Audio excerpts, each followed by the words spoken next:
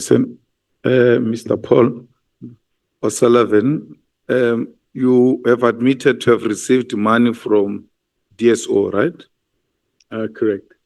And therefore, these documents that are presented before you are not in any way suggesting that they might be fraudulent. They're just confirming exactly what you have confirmed, that you have received money. Well, I've never seen the documents before, but the document would appear to me, if I recall correctly, the amount that was paid to me at the time was 100,000 Rand, not 1 million Rand. The question was not, have you seen the document before? The question was, what is reflected on this document is exactly what you have experienced in your account. Yeah, but not the 1 million. Why? No one has said 1 million. 1 million, the person was trying to... It says 1 million. No. There's no one who says 1 million. The document says... No, the document doesn't say 1 million. It does. If you look at the printed statement, it says 100,000. Correct. Yes, that's what it's saying. Yes. So to try and delegitimize what looks like a legitimate document is unacceptable. I'm not trying to... Not you. I'm just saying, following up to what was the impression that was created here, that this might not be correct figures. Why were they giving you money? As I've said to you, they were refunding some of the expenses I'd incurred. There's nowhere the written refund. There's no way. The first document says, request for an advance from the DSO confidential funds. I haven't seen that document.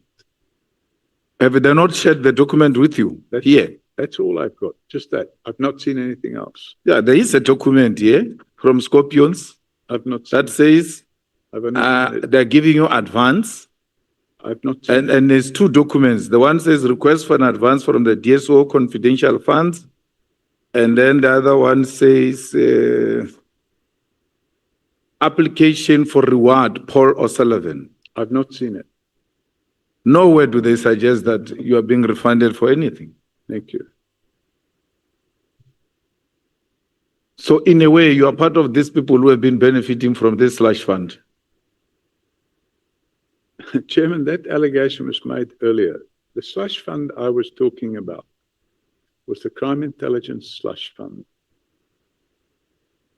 Any payment that's made by the NPA or the DSO is not being made from the Crime Intelligence Slush Fund. No, it's the same thing, Chief. It's the money that they don't account for. The DSO confidential fund. Oh, I know nothing about it. It's police. It's police money. This is the first government money. It's the public money. This is the first time I'm seeing this document.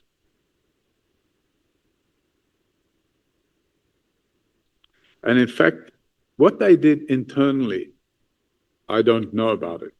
I just know that they made a contribution to some of the massive expenses I'd incurred in respect of investigations that I carried out in relation to the two projects. The one was called Project Coffee, and the other one was called Project Bad Guys. Yeah, it's written here, Project Bad Guys, brackets, Coffee. Yeah, there were Coffee Leg. Two projects. And it related to the international drug smuggling syndicate with tentacles around the world. And this is not a reward. It says here it's a reward for information, but I'd never seen this document before. It wasn't a reward for information. It was refunding of expenses or partial refunding of expenses. It makes the situation worse, Mr. Paul O'Sullivan, because it means the money was released under false pretext. Well, I know nothing about that. Because if it says a reward and you call it a refund, it means whoever went to apply for this money lied. I don't know. That you are being rewarded. I've only seen the document today for the first time. But it lists a number of names and people that went to prison.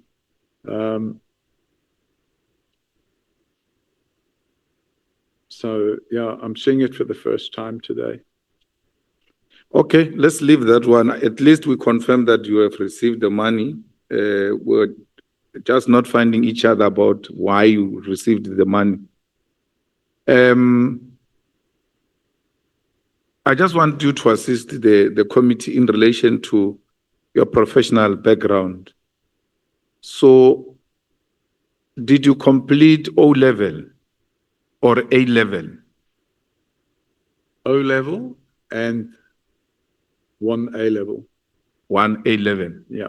What that is equivalent to what in South African terms?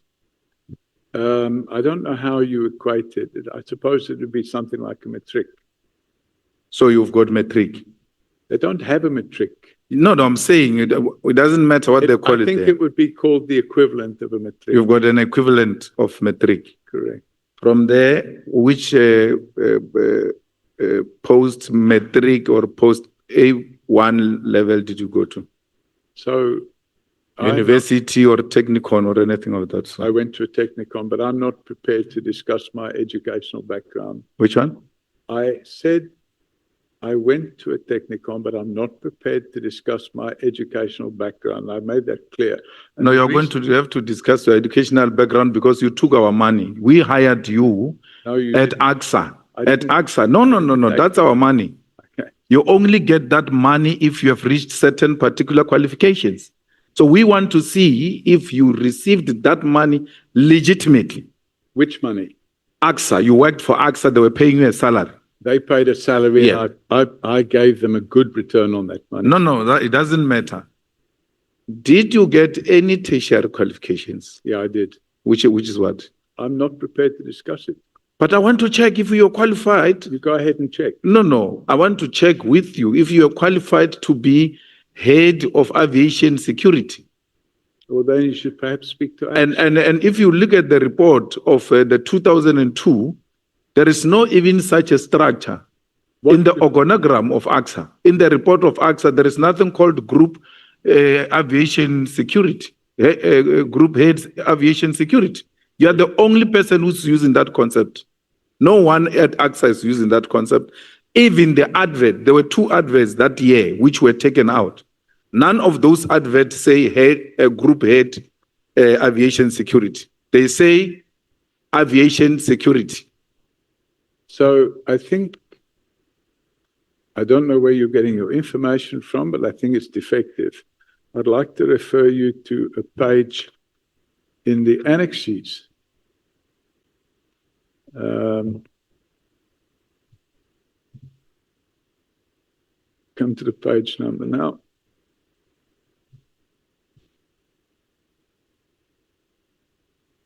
I'd like you to refer to page 62.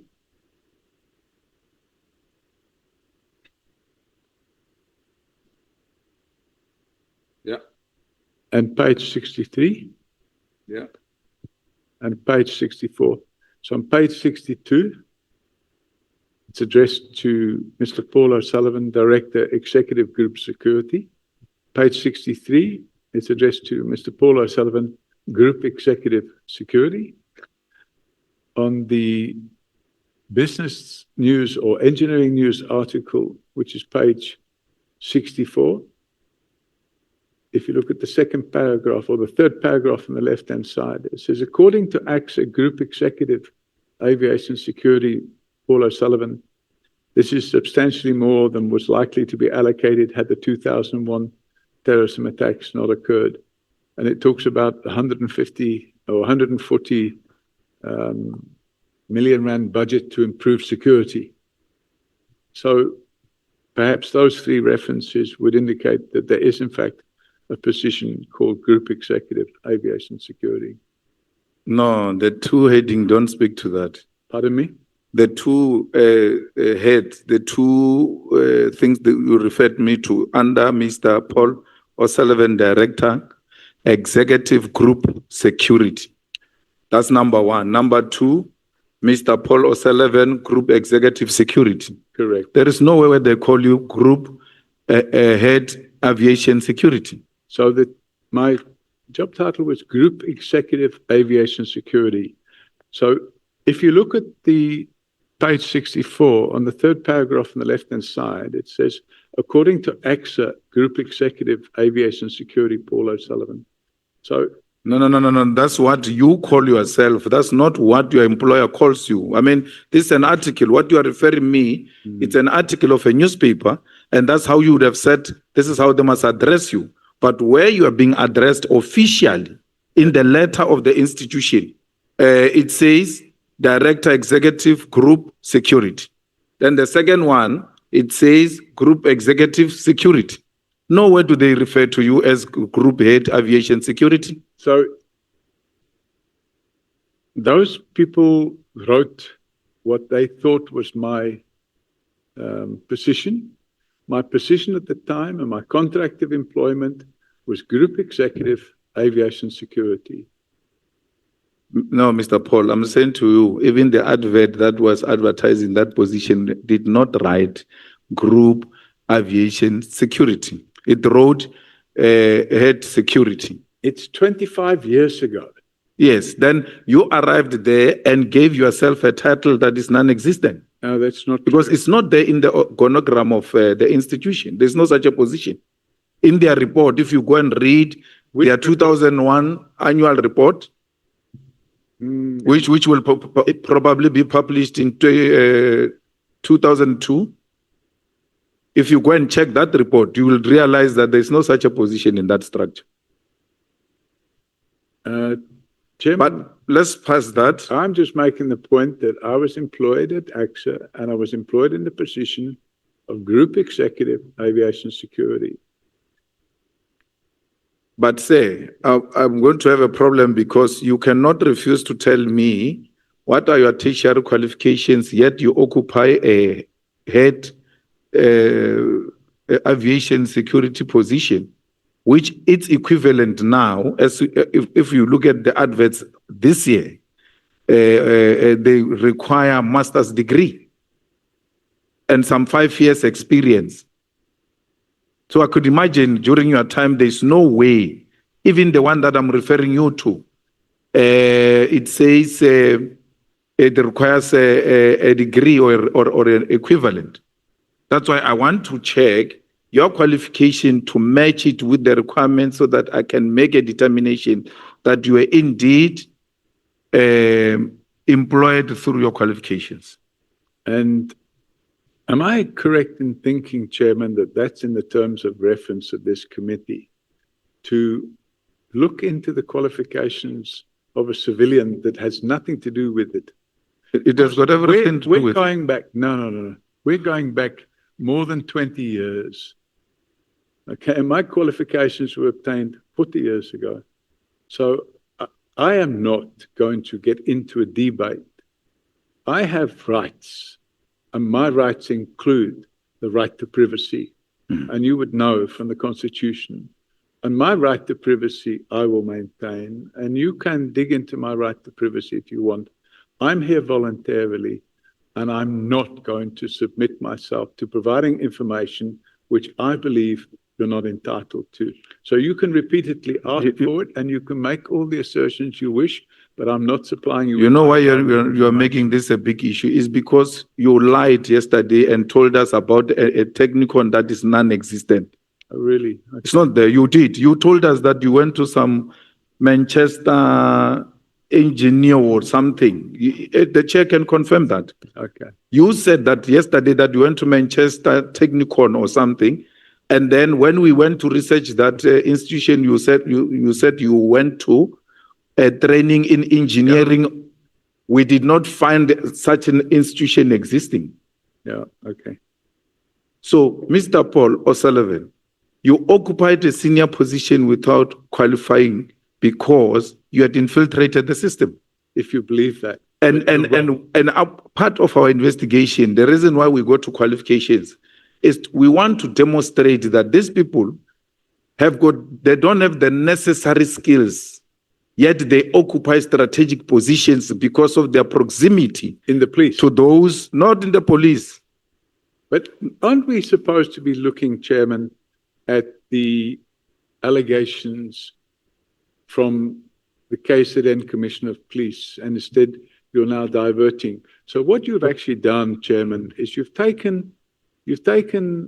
first of all invite me here, I come here, and now what you're doing is you're trying to impugn my character, and you've been doing it for the last 5 hours.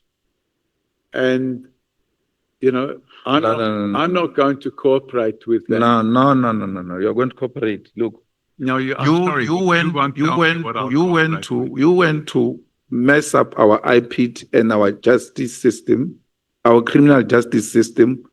We're trying to establish as to who is this person who is alleged to have done the following in the institutions that we're investigating. It is in that context that we're asking you about yourself. And it shouldn't be difficult for a person who has taken an oath to tell the truth, but nothing else but the truth, that I went to school and this is why. I'm not asking you whether you passed with this higher degree or not. I'm just asking, where did you obtain your qualifications? Because yesterday you told us about a different technicon that is not a Manchester technicon. Okay, Then you are doing engineering. you get the transcript of yesterday. and Now I think today- you'll find your mistake. And Check, can you please intervene and perhaps remind him of what he said? Mr. Paul Robert O'Sullivan, you went to Manchester Technicon. no, I you- said I and studied you- at Manchester, and somebody said, "Is it a technicon?" If you listen to me, Okay, so that sorry. you know what you are going to respond to. You went to Manchester Technicon and you obtained a higher certificate in electronics. That is the evidence that you deposed here Yes, yesterday. that's correct, and that is Yes. correct. Okay. But it's absolutely not called Manchester Technicon. But you know, somebody said, "Is it a Technicon?" And I said, "Yes," but it's not. But anyway, You see, you are now changing that. Now that you are no longer prepared to talk about your qualifications. But I just demonstrated to you, you spoke about your qualifications yesterday. And you were not qualified to be employed as head of anything at AXA because you didn't possess the necessary qualifications. Number two, which I want to ask is, after you went to, is it the military intelligence, did you work anywhere else except when you left the military intelligence? did I work anywhere? What? Did you work anywhere after you left military intelligence? Yes, I did. Where? I'm not telling you Why? because it's none of your business. It's none of my business. So, okay, that's fine. You don't have an answer. And no, you don't have an answer because the question after that was going to be, where did you get the money to invest in the property investment? Because you were just from school, went to military intelligence, and then the next thing you come to South Africa for tourism, you love the place, then come back to South Africa to invest in property development, and not only in South Africa, but in different kind of countries. Where do you get that money from? Because military intelligence will not have given you such pensions. No, pension. I don't get a pension at the age of 26 or 20. That's what I'm saying. I did Where did you get the money property to, development, and I made profit. where did you get the money to invest in the property development? The first development I did, I borrowed the money from the bank, and I made a profit. And I reinvested that profit in another property. And I made a profit there. And I reinvested that in another property. And I made a profit there. So that's how property development works. No, I don't buy that story. Mr. Paul O'Sullivan, property investment is a very expensive investment. My suspicion is that you were given money out of the military intelligence to go and be an investor in different countries to continue saving them, in spying those countries on their behalf. But you must look like you are an investor. With respect, Chairman, I think the honourable member has been watching too much TV Why? because you're speculating. You have never worked to get money to qualify to engage in property investment. How do you know that? That's what you told me, at least. You went to work at military in intelligence, And then from there, you worked in a firm. You can't tell me, because if you tell me that firm, I will be able to evaluate, to check, No. and make 1 + 1 to see if we can make such money to invest in property investment. With all due respect, my property investment activities took place probably when you were still a baby. Yeah. But the reality of the situation is, if a person is an entrepreneur and he makes money, how can you then jump into the conclusion that that person is being paid from a government fund or something of that nature? That's pure speculation, and you don't have a shred of evidence. So what you're actually doing is you are making these speculations. It's your idea, and it's wrong. No, And I'm just pointing out that you are wrong. no, my idea is that because I was a baby, and it's not my problem that I was a baby, it is my mother's problem. She gave birth to me at that time. I've got nothing to do with what I was at that time. So because you were an old man, you have to teach me how you came about to become a property investor. You can say I'm formulating it because we've put you there, and we want you to educate us as to how did you become this big property investor from just military intelligence. I won't say I was a big property developer, but I was a property developer. And when you bring money into South Africa, you convert it from pounds to rand. You get quite a significant amount more rand.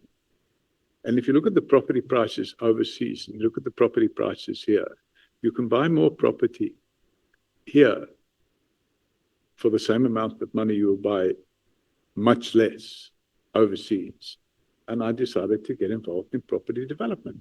And if you find that suspicious, it's a problem. And I believe the reason you're finding it suspicious is because you and certain other members of this committee are looking for ways of covering up the criminal conduct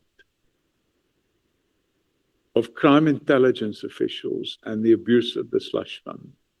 And that's why we have people like Pashlani, who's on trial at the moment, getting away with the crimes that they're committing, because Parliament, or certain parts of Parliament, are not exercising their duty of care and their duty to look after the interests of the country. Mr. Paul O'Sullivan, if you know me, I'm not part of the nonsense you're talking about. Not me. I'm not part of any nonsense you're talking about. I'm not part of any slush fund or anything. I question people the same way I'm questioning you, all of them, including Lieutenant General Mkhwanazi. I questioned him because I'm about the truth and nothing else but the truth. And I'm not going to be patronized or be intimidated by anyone, not me.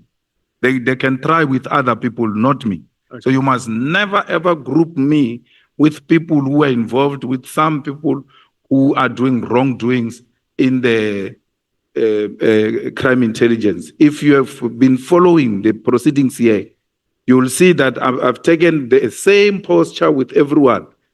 You are talking about former General Patlani. Is still coming to us. We are not done with him. When his turn comes, we'll attend to it. You are saying you are a certified fraud examiner. Mm-hmm. Who certified you? The Association of Certified Fraud Examiners. So, association where, here or in the USA? It's the US. It's based in Austin, in Texas. So they give you a certificate which you perhaps attached here, which we can make reference to confirm that you are a certified fraud examiner. Well, if you look at page 73,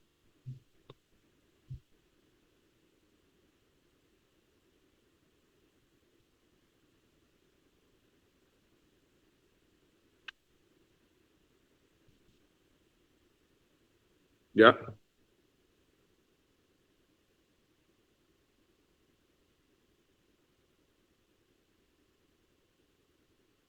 and if you look at page 67. 67. So page 67 says Association of Certified Fraud Examiners, South Africa chapter number 91. ACFESA, Certified Fraud Examiner of the Year, 2014, was awarded to Paul O'Sullivan for his contribution to the fight against fraud and white-collar crime. And if you look at the page 73, it says again, Association of Certified Fraud Examiners, South Africa chapter, ACFE, hereby awards Paul O'Sullivan with the Certified Fraud Examiner of the Year Award 2022, with all rights and privileges under the bylaws of the ACFE SA chapter. So what requirements must one have to be admitted into doing this type of qualification? I'd have to go on the website and have a look because, but you have to take exams, you have to undergo quite a lot of training. Yeah.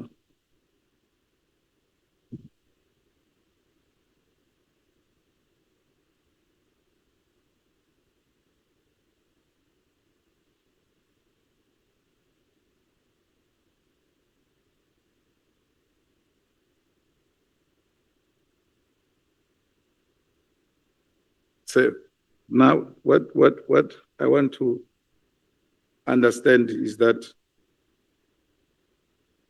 were you expected to have some pre-qualifications before you entered this? I think so, yeah. You'd have to go on the website and have a look at what the requirements are.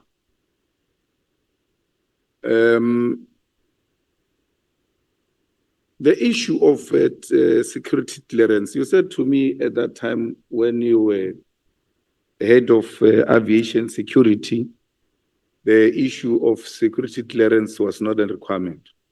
That's correct. No, but when we look at the necessary act that was applying at the time, that was a requirement. It became a requirement in 2003. That was after you left? No, before I left. Uh-huh. It was made a requirement in 2003. And then when they found you without having the security clearance, what happened at the national key point? Then I could no longer be the national key point officer, and I could no longer be sitting on the National Aviation Security Committee. Have you ever been found guilty of a GBV? What's GBV? Gender-based violence? Yes, in 1999, I paid a 500 Rand admission of guilt fine for an alleged assault. And in retrospect, I probably shouldn't have paid the fine, but my lawyer at the time advised me that either there would be a trial or I could just pay the fine and it wouldn't be a criminal record. Unfortunately, I paid the fine. It was made a criminal record, and then it was subsequently, what do they call it? Expunged from the record. Do you still have your firearm license? Yes, I do. Is it not the requirement that when you are found guilty of such a thing, they should withdraw your firearm license? So there wasn't a trial and I wasn't found guilty. I just paid an admission of guilt fine. It's like if you're driving at 150 kilometers an hour and the speed limit is 120, you get a ticket in the post, and you can either go to court and challenge it, and then you get convicted, and then it'll be on your record, or you pay an admission of guilt fine, and then it doesn't appear on your record, although that is now changing, because I think with the new, what do they call it, AARTO Act, even if you pay an admission of guilt fine now, it becomes part of your record. But at that time, it wasn't the case. Have you ever faced any allegations of sexual misconduct? No, There was never an allegation that you were accused of raping an underage girl definitely who not. was in the Randburg area, who was a Absolutely close, who was a daughter of a close friend. Absolutely not. I mean, And that will mean you have not even tried to pay any bribe to those parents to. I've try never to- had such allegations made. Nothing of any nature whatsoever. What is your relationship with McBride? Robert McBride, I have no relationship with him. Professionally? When he was at IPID, yes. What required you to work with him at IPID, which makes it difficult to work with him when he's outside IPID? Because I'm not involved with him now. When he was working at IPID, he was the executive director of IPID. Mhm. And he was unlawfully suspended, and he was off work for, I think, 10 or 12 months. And during that period, I opened a criminal docket against General Pashlani. And that was in February, I think February the 16th, in 2016. And after I opened that docket, there was no investigation. So for 10 months, there was no investigation by IPID. And because they refused to investigate, I continued gathering evidence myself. But after March, I refused to supply any of that evidence to IPID because they were leaking it to General Pashlani. So at the end of October 2016, the Constitutional Court found that Robert McBride's suspension was unlawful, and he was reinstated. And after he was reinstated, immediately after he was reinstated, I reached out to him and I said, hey, you know, we need to pick this docket up. I opened it 10 months ago and there's been no investigation. And that was my first proper sit down with him to explain what happened on that docket. He then appointed Matthews Sissoko to put a team together, and the head of that sorry, team. Mr. O'Sullivan, there's Pardon? a request that you speak to the mic. Oh, sorry. So he put a team together. Let me just move my chair. He put a team together and the investigation was carried out. And during the process of that investigation,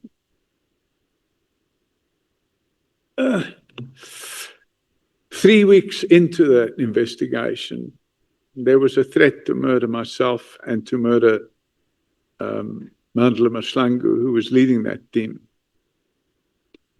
And as a result of those threats to murder myself and Malema Grilling, we had further meetings, and it was decided that we needed to find out who these threats were coming from or where they were coming from. And they managed to trace the phone to a police official that worked at OR Tambo, but the police official claimed that he lost his phone the day before the threats were made. So it never got anywhere. And I mean, then what happened? So that was in November, towards the end of November 2016. On about between 10 or 12 or 13 of December, we had a braai. It was a year-end braai. And Malema Grilling was there, Robert McBride was there, Cedric Nkabindi was there.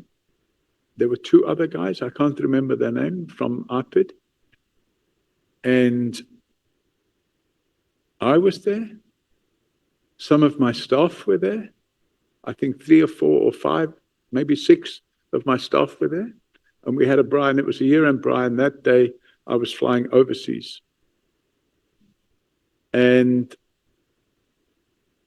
3 days after that braai, General Prince Mokateri, who was then the unlawfully appointed head of DPCI in Gauteng, leaked a media article through a private investigator by the name of Chad Thomas to the media. And the article alleged that a secret meeting took place instead of a braai, and that the purpose of the secret meeting was to discuss overthrowing the government, and that the persons present at the secret meeting, apart from myself and McBride and others, was the DA and AfriForum and a journalist. Of course, the whole thing was fabricated. See, I'm being very patient, but my time. But the media made a big meal of it, a massive meal of it. So I then invited General Mokateri to take no, not I. Robert McBride invited General Mokateri to take a polygraph test, and he agreed to take the polygraph test. And I said to Robert McBride, he should also take the polygraph test. So he did take the polygraph test. And after he took the polygraph test, which he passed, and the question was, were you at a meeting where you talked about overthrowing the government? And he passed. And the question for Mokateri would have been, is this case you opened for allegedly overthrowing the government real or not real? And he refused to take the polygraph test. So that was kind of the end of it. That's fine. And then Naim Kasim, what is your professional relationship with him? Naim Kasim, if I go back to, trying to remember the year, either 2011 or 2012, I'm trying to remember the year. Naim Kasim was a client. He came to us. He asked us to carry out an investigation in respect of certain events that had taken place with him. He owned an OK Bazaar in Brits.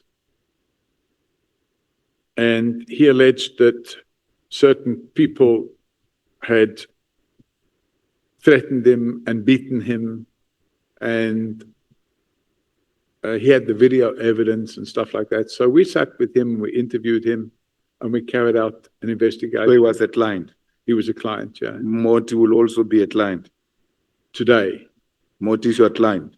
no, the company, there's a, Zunaid Moti owns a group of companies called the Moti Group. And today, Now I'm talking Zunaid Moti. yes, Zunaid Moti is not a client. It's not your client. No, but he You owns, don't work for him. no, he owns a group of companies, and the group of companies are clients of ours. How many passports do you have? Or? Yesterday you said 3. Yeah, so because my passport was running short of pages, I got a second passport. So I have 2 South African passports, 1 Irish passport and 1 British passport. No, you did an interview, I can't remember, with you in a book where you said you've got 4 passports.